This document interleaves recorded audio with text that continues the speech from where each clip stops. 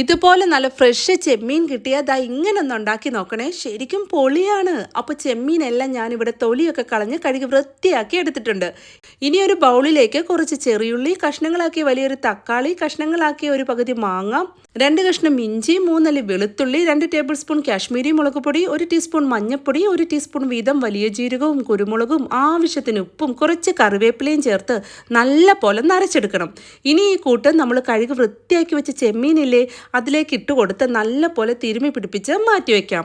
എണ്ണയൊഴിച്ച് ചൂടായ പാനിലേക്ക് മസാല തിരുമിയ ചെമ്മീൻ ഇട്ട് കൊടുത്ത് മീഡിയം ഫ്ലെയിമിലിട്ട് തുറന്ന് വെച്ച് ഇളക്കി ഈ മസാലയൊക്കെ ഒന്ന് ഡ്രൈ ആക്കി എണ്ണയെല്ലാം തെളിഞ്ഞു വരുന്നത് ഈ ഒരു പരുവത്തിൽ കുറച്ച് കറിവേപ്പിലയും ഒരു മുറി നാരങ്ങാനീരും പിഴിഞ്ഞൊഴിച്ച് തീ ഓഫ് ചെയ്യാം. അടിപൊളി ടേസ്റ്റ് ആണെന്ന് ഞാൻ പ്രത്യേകം പറയണ്ടല്ലോ.